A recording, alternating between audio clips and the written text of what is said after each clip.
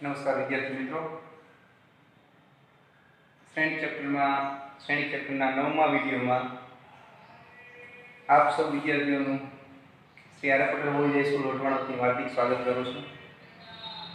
વિદ્યાર્થી મિત્રો, તમે ઓળખી ગયા છો, અત્યારે હું સ્કૂલમાં ફિઝિક્સ લેબમાંથી આ વિડીયો બનાવી રહ્યો છું. શ્રેણિકના આગળના અભ્યાસની વાત કરીએ તો આપણે શ્રેણિક પરની કેટલીક પ્રક્રિયાઓનો અભ્યાસ કરીશું.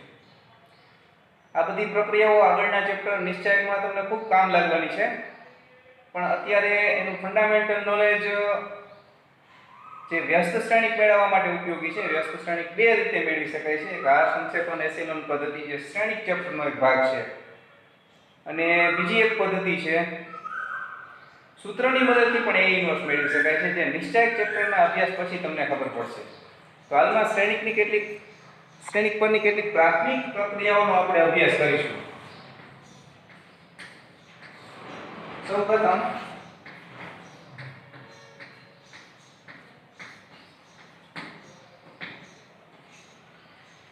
Ri tends to Rj. R છે તે રો માટે વપરાયેલો સંકેત છે. રો એટલે કે શ્રેણિકની હાર. આમ સિમ્બોલને જોતા જ તમને ખબર પડી જાય છે કે I ની હાર અને J ની હાર કંઈક ઇન્ટરચેન્જિંગ થાય છે. આ જગ્યાએ ધારો કે અહીંયા પહેલા સાંકેતિક શું છે એ લખી નાખીએ કે શ્રેણિકની આ સંકેત જે છે તે શ્રેણિકની I ની હાર તથા J ની હારની અદલાબદલી કરવા માટેનો સંકેત છે.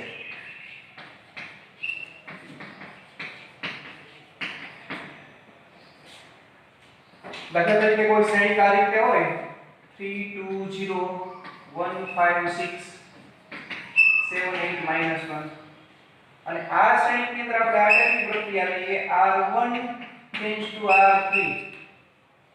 તો સંકેત શેના માટે છે? તો પહેલી અને ત્રીજી R ની અદલાબદલી કરવા માટેનો સંકેત છે. તો આપણે પહેલી R અને ત્રીજી R ની અદલાબદલી કરી નાખશું. પહેલી R ત્રીજીની જગ્યાએ આવી જશે અને ત્રીજી R પહેલીની જગ્યાએ આવી જશે. આપણો નવો શ્રેણિક એ આ રીતનો બની જશે 7 8 -1 1 5 6 3 2 0. આ જ રીતે સમની પણ પ્રક્રિયા હોઈ શકે, પણ શ્રેણિક ચેપ્ટરના ભાગ પૂરતું આપણે R ની પ્રક્રિયાઓ જરૂરી છે. બીજો સંકેત છે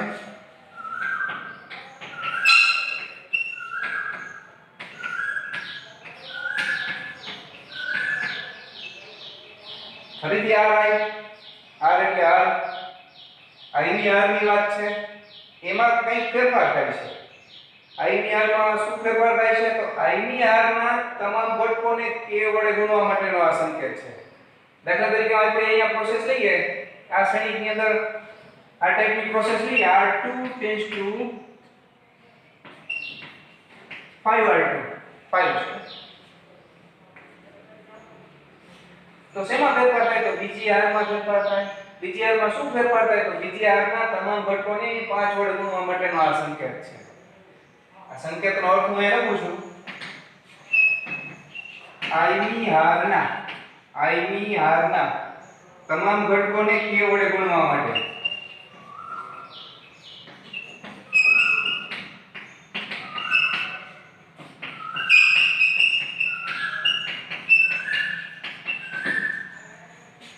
આજ એ માટે આપણે એવી પ્રક્રિયા લઈએ, ધારો કે 3 2 0 1 5 6 7 8 -1. પ્રોસેસ ત્રીજી R માં કંઈક લઈએ. ત્રીજી R ને 2 વડે ગુણવાનો સંકેત છે. ત્રીજી R માં કંઈક ફેરફાર થાય છે. ત્રીજી R માં શું ફેરફાર થાય છે? ત્રીજી R ના તમામ ઘટકોને 2 વડે ગુણવામાં આવે છે. આ પ્રક્રિયા લેતા આપણો જે નવો શ્રેણિક એ કઈ રીતના બનશે? તો ત્રીજી R ના તમામ ઘટકોને 2 વડે ગુણ્યા બાદ જે જવાબ મળે તે રીતનો બનશે. 3 2 0 1 5 6 7 ગુણ્યા 2 14 8 ગુણ્યા 2 16 -1 * 2 = -2. આ બીજો સંકેત છે. તો પહેલો સંકેત શેના માટેનો હતો? R ની અદલાબદલી કરવા માટે. Ri tends to Rj. IVR અને JVR ની અદલા બદલી. બીજો સંકેત IVR ના તમામ ઘટકોને કોઈ અચળ સંખ્યા વડે ગુણવા માટેનો સંકેત છે. હજી એક ત્રીજો સંકેત છે, લખું છું.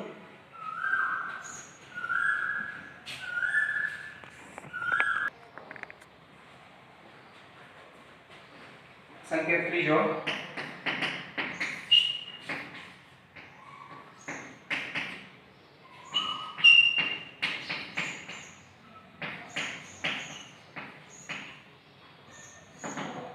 સૌપ્રથમ સંકેતનો અર્થ લખીએ અને તમને સમજાવીએ.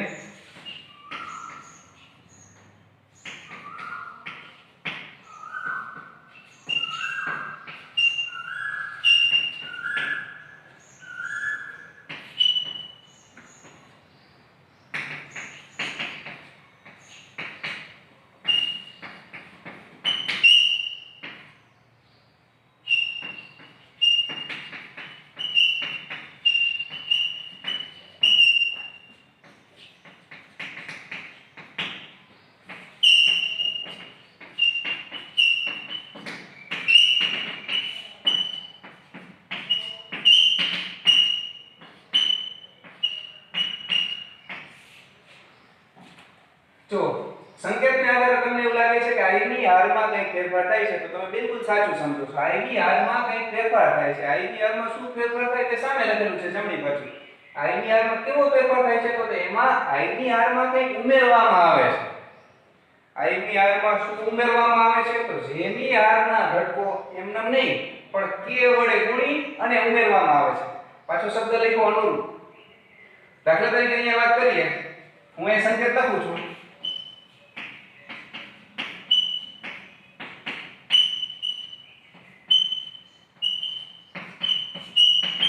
આ પ્રક્રિયા લેતા તો આ સંકેત મુજબ તમે સમજી ગયા છો કે આમાં પહેલી હારમાં કંઈક ફેરફાર થાય છે. પહેલી હારમાં કેવો ફેરફાર થાય છે, તો પહેલી હારમાં કંઈક ઉમેરવામાં આવે છે. પહેલી હારમાં શું ઉમેરવામાં આવે છે, તો ત્રીજી હારને 3 વડે ગુણી અનુરૂપ ઘટકોમાં ઉમેરવામાં આવે છે. આને 3 વડે ગુણવાના છે અને અનુરૂપ એટલે કે આ ઘટક આ જગ્યાએ ઉમેરાશે, આ ઘટક આ જગ્યાએ ઉમેરાશે અને આ ઘટક આ જગ્યાએ ઉમેરાશે. ફરીથી એક વખત વિદ્યાર્થી મિત્રો, ત્રીજી હારમાં કશો ફેરફાર થતો નથી. ત્રીજી હારને 3 વડે શા માટે ગુણીએ છીએ, તો પહેલી હારમાં ઉમેરવા માટે જ ગુણીએ છીએ. બીજી અને ત્રીજી હાર જેમ છે તેમ જ રહેશે. અહીંયા એવું લખેલું છે કે ભાઈ પહેલી હારમાં કંઈક ફેરફાર થાય છે. શું ફેરફાર થાય છે, એમાં કંઈક ઉમેરવાનું છે. શું ઉમેરવાનું છે, ત્રીજી હારના તમામ ઘટકોને 3 વડે ગુણી પહેલી હારના ઘટકોમાં ઉમેરવાના છે. બીજી અને ત્રીજી હાર એમને એમ રહેશે. તો નિશ્ચય કેવો બનશે, આપણે લખીએ છીએ a પહેલી હારમાં ફેરફાર થાય છે. ત્રીજી હારને 3 વડે ગુણી 7 × 3 21, 21 આમાં ઉમેરાય 21 + 3 24, 3 વડે ગુણી 3 × 3 9, 9 + 4 3 વડે ગુણીએ -6 આમાં ઉમેરીએ, બાકી બંને હાર જેમ છે તેમ.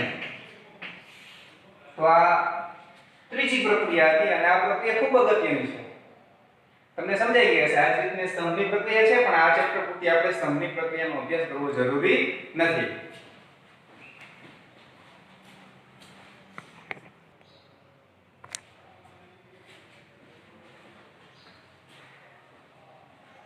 વ્યસ્ત શ્રેણિક જે આપણે પ્રક્રિયા જોઈ હમણાં શ્રેણિક પરની, તે પ્રક્રિયા વ્યસ્ત શ્રેણિક મેળવવા માટે ઉપયોગી છે. પ્રાથમિક પ્રક્રિયાઓની મદદથી વ્યસ્ત શ્રેણિક મેળવો. આના પછીનો નેક્સ્ટ મુદ્દો હશે. તો વ્યસ્ત શ્રેણિક એટલે શું, તો n કક્ષાવાળા ચોરસ શ્રેણિક A માટે બીજો n કક્ષાવાળો ચોરસ શ્રેણિક B એવો મળતો હોય કે જેથી તે બંને શ્રેણિકનો શ્રેણિક ગુણાકાર AB = BA = I થાય, તો B ને A નો વ્યસ્ત શ્રેણિક કહે છે અને એના વ્યસ્ત શ્રેણિકને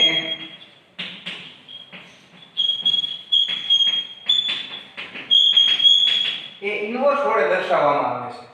ફરીથી એક વખત વિદ્યાર્થી મિત્રો, ગુણાકાર માટેના વ્યસ્ત ઘટક જેવી જ ડેફિનેશન છે. તમે ગુણાકારમાં 5 નો વ્યસ્ત ઘટક કઈ રીતના મેળવો છો, તો એવો ઘટક મેળવો છો કે જેથી ગુણાકાર માટેનો એકમ ઘટક મળે. એટલે કે 5 નો વ્યસ્ત ઘટક 1/5. શ્રેણિકમાં એવું જ છે. એનો વ્યસ્ત શ્રેણિક એટલે શું? તો શ્રેણિકને એવા શ્રેણિક વડે ગુણો કે જેથી એકમ શ્રેણિક મળે. એટલે AB BA I થાય. A ને તો B ને A નો વ્યસ્ત, આમ તો એકબીજાના વ્યસ્ત કહી શકાય. અહીંયા B A નો વ્યસ્ત છે, A B નો વ્યસ્ત. તમને કહે કે આ n કક્ષાનું શું મહત્વ છે? તો n કક્ષાનું કંઈ બહુ મહત્વ નથી, પણ ચોરસ શ્રેણિક હોવો જોઈએ. જો તમે A 2/2 લ્યો તો તમને એનો વ્યસ્ત શ્રેણિક જો મળતો હોય તો 2/2 જ મળે. એવું જરૂર નથી કે દર વખતે શ્રેણિકનો વ્યસ્ત શ્રેણિક મળે છે. પણ આ એટલું કહી શકાય કે જો વ્યસ્ત શ્રેણિક મળતો હોય તો તે અનન્ય હોય. જેમ 5 નો વ્યસ્ત ઘટક 1/5 એક અને માત્ર એક જ મળે છે, એમ કોઈ શ્રેણિકનો વ્યસ્ત શ્રેણિક જો મળે તો એક અને માત્ર એક જ મળે. એવું ન હોય કે એનો વ્યસ્ત I થાય છે અને એ સિવાયનો કોઈ શ્રેણિક એનો વ્યસ્ત શ્રેણિક થાય છે. ફરીથી એકવાર વિદ્યાર્થી મિત્રો, એની કક્ષા 3/3 હોય તો એનો વ્યસ્ત શ્રેણિક મળશે એ 3/3 જ મળશે, અને તો જ એનો શ્રેણિક ગુણાકાર શક્ય છે. એટલે અહીંયા કક્ષાનું મહત્વ અહીંયા n કક્ષા એટલા માટે લખેલું છે. n કક્ષા વાળા ચોરસ શ્રેણિક A માટે n કક્ષા વાળો ચોરસ શ્રેણિક B એવો મળે કે જેથી AB BA I થાય. એટલે કે બંને શ્રેણિકનો ગુણાકાર એકમ શ્રેણિક જેટલો થાય તો B ને એનો વ્યસ્ત શ્રેણિક કહે છે અને એના વ્યસ્ત શ્રેણિકને A ઇન્વર્સ વડે દર્શાવવામાં આવે છે.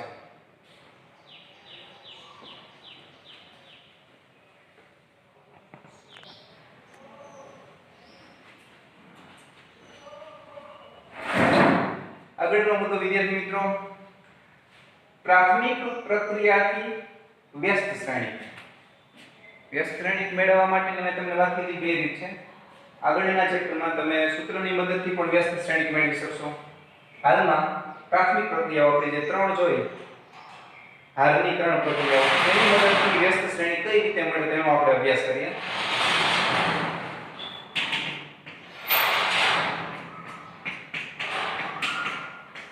ધારો કે કોઈ એક 3/3 શ્રેણિક છે. આ 3/3 નો વ્યસ્ત શ્રેણિક B તમારે મેળવવાનો છે અને પ્રાથમિક પ્રક્રિયાની મદદથી મેળવવાનો છે. તો હું તમને એના સોપાનો સમજાવું છું કઈ રીતે મળી શકે. તો સૌથી પ્રથમ તમે જાણો છો વિદ્યાર્થી મિત્રો, કોઈ પણ શ્રેણિકને એકમ શ્રેણિક વડે ગુણો તો શ્રેણિકના મૂલ્યમાં કોઈ ફેર પડતો નથી. તો આપણે આ લખી શકીએ A = IA. A એટલે આપેલો શ્રેણિક આપણે લખશું જે હોય તે XYZ. I એટલે એકમ શ્રેણિક લખશું. હવે I કેવો લેવો? તો A ની જેટલી કક્ષા છે તેવો લેવો. A 2/2 હોય તો આપણે 1 0 0 1 એ રીતનો લઈ 2/2 લઈએ એટલે કે I2 લઈએ. અહીં A 3/3 એટલે આપણે I ની પસંદગી I3 એટલે કે 3/3 એકમ શ્રેણિક લીધેલ છે. આ એમાં કોઈ ફેરફાર થવાનો નથી એટલે એમને રાખીએ છીએ. હવે પ્રાથમિક પ્રક્રિયાઓની મદદથી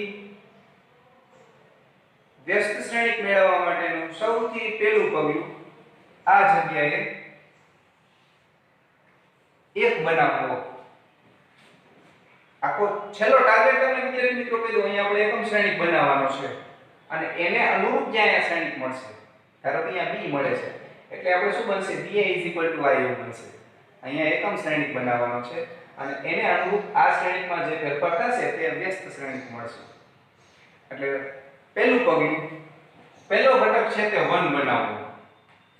1 બનાવવા માટે તમને જે મુશ્કેલી પડશે હું અહીંયા રજૂ કરું છું. તમને કેવી મુશ્કેલી પડશે? ધારો કે અહીંયા 1 હોય તો તમે નસીબદાર છો, તો પહેલું પગલું તમે સર કરી ગયા છો.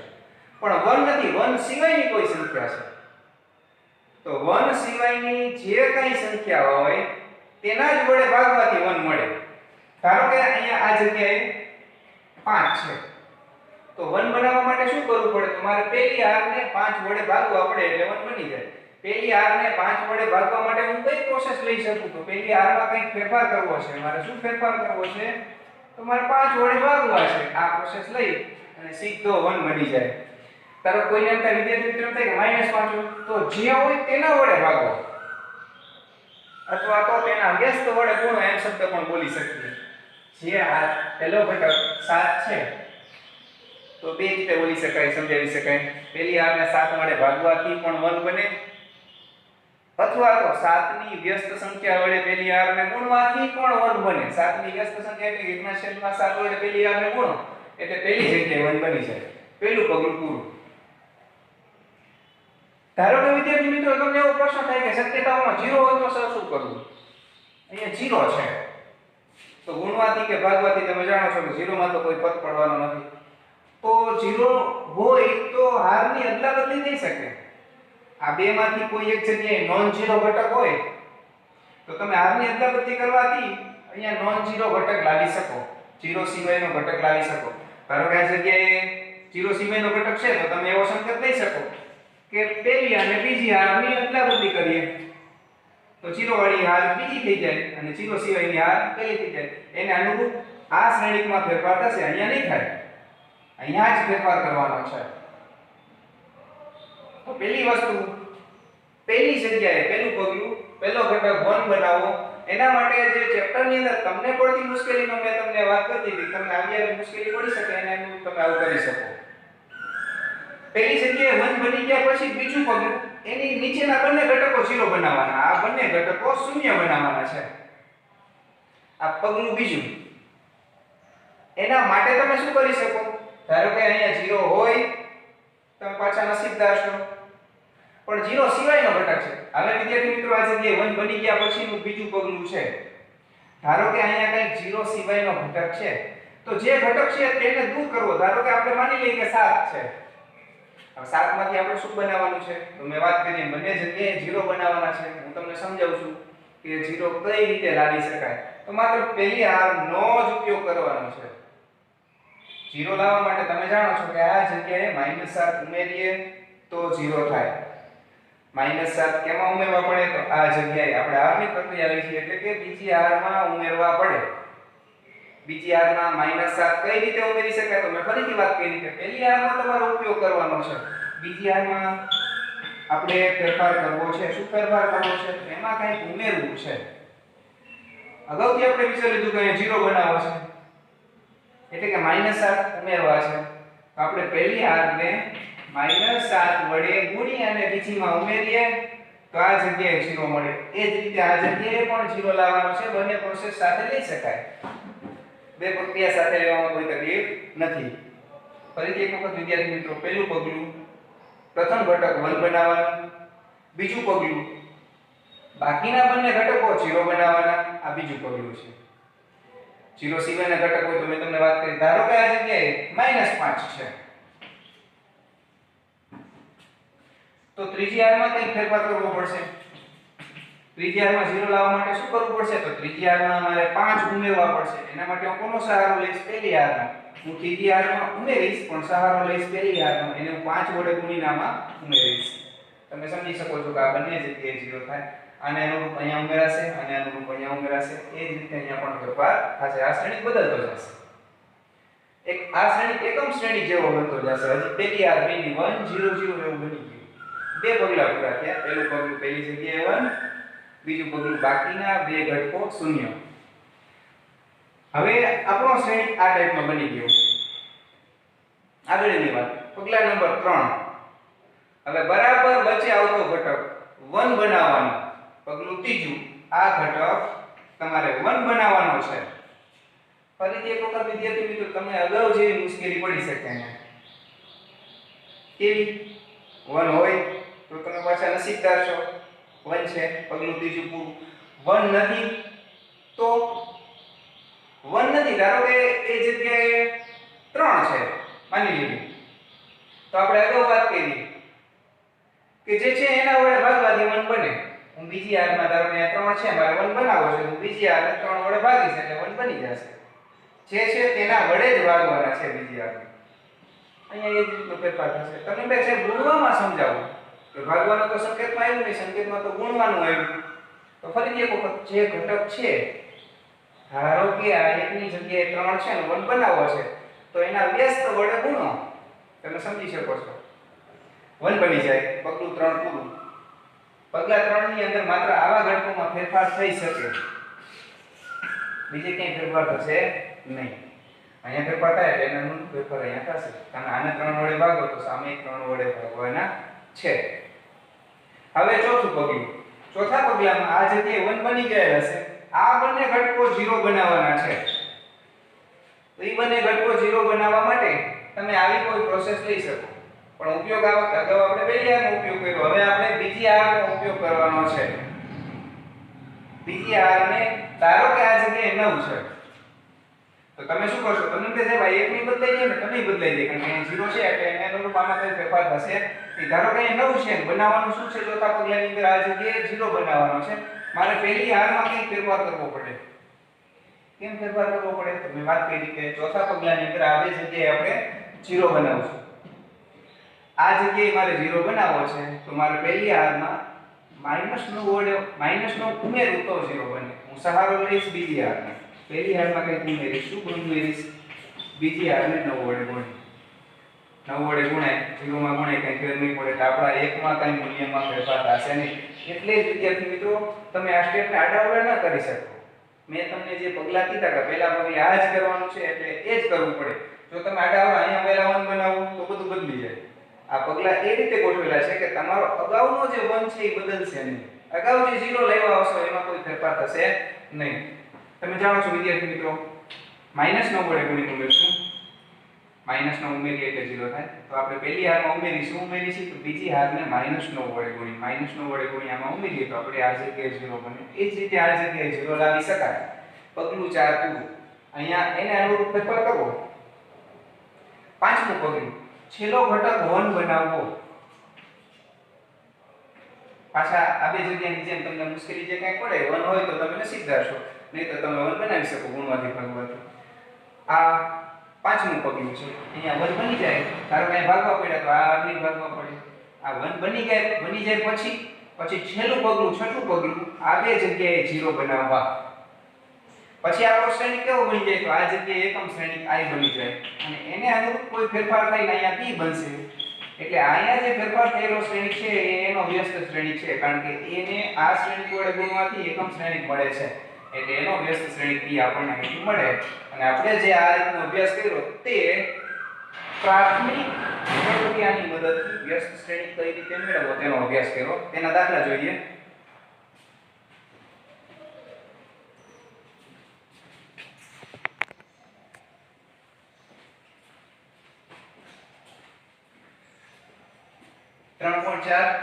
પેલો દાખલો, વ્યસ્ત શ્રેણિક મેળવો પ્રાથમિક પ્રક્રિયાની મદદથી. તમને 2x2 અથવા 3x3 શ્રેણિક આપી શકે. આપણે બંનેનો અભ્યાસ કરીશું. હાલમાં આપણે 2x2 નો અભ્યાસ કરીએ. સૌપ્રથમ આપણે શ્રેણિકને a નામ આપીએ.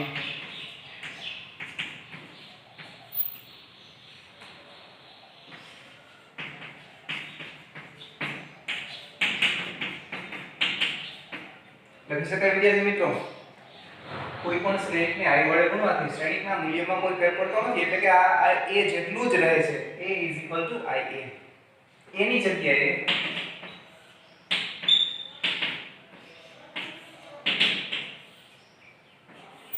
i શ્રેણિક આ વખતે આપણે 2x2 પસંદ કરીશું. 1 0 0 1. કેમ? કારણ કે એ 2x2 છે. સામે i સાથે ગુણેલા શ્રેણિકમાં a માં કોઈ ફેરફાર કરવાનો નથી, એટલે આપણે સાંકેતિક રીતે એ જ રાખીશું. હવે આપણે અગાઉ સમજ્યા હતા ત્યારે 6 પગલા આવ્યા હતા, કારણ કે 3x3 શ્રેણિક હતો. અત્યારે 2x2 શ્રેણિક છે, પણ પગલા તો એના જેવા જ છે. આ જગ્યાએ એકમ શ્રેણિક બનાવવાનો છે.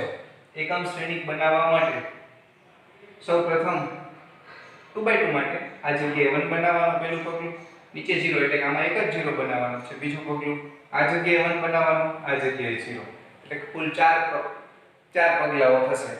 એમાંય તમે નસીબદાર છો, કારણ કે પહેલા જગ્યાએ 1 બનાવવા માટે તમને 1 બનાવેલા ઓલરેડી આપેલ છે, એટલે આમાં કોઈ ફેરફાર થશે નહીં. પણ ધારો કે અહીંયા 4 આપેલ હોત તો તમે કે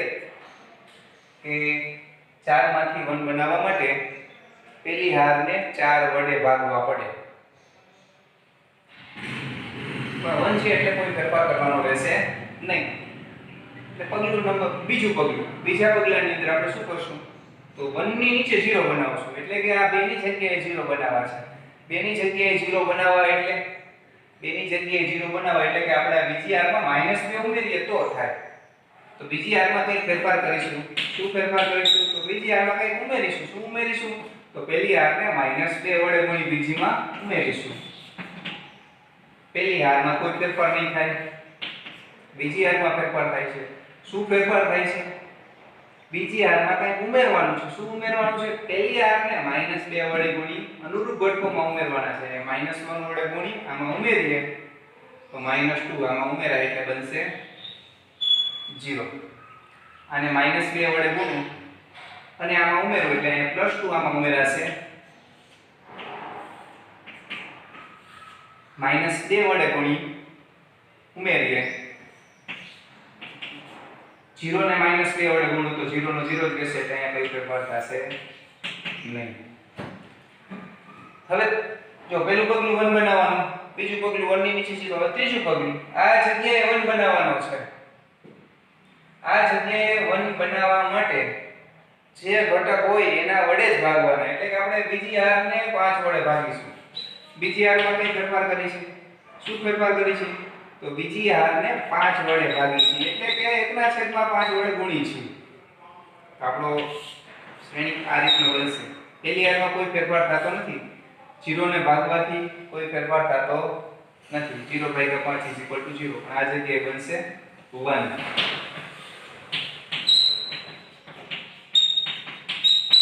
વડે ભાગી છે બીજી હારને.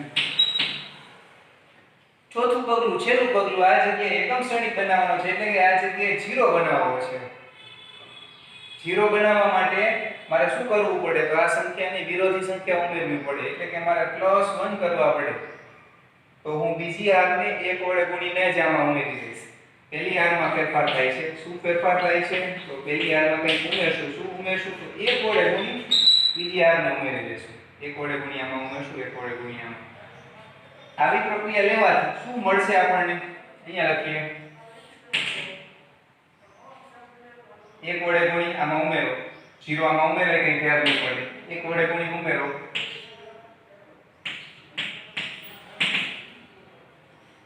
ચાલો અને 1 વડે ગુણી આમાં ઉમેરું છું, 1 વડે ગુણી ઉમેરું છું.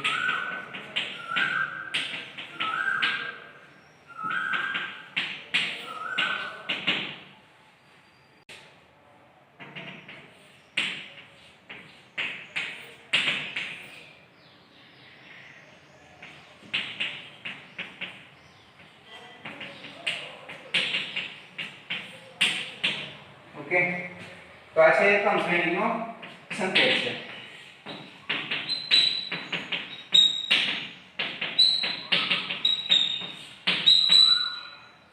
વ્યસ્ત શ્રેણીની વ્યાખ્યા શું? તો શ્રેણિક a ને કોઈ શ્રેણિક વડે ગુણવાથી એકમ શ્રેણિક મળતો હોય તો જેના વડે તમે ગુણો છો એ એનો વ્યસ્ત શ્રેણિક થાય. તો આ શું થશે? a ઇન્વર્સ થાય. માટે a ઇન્વર્સ = 3/5.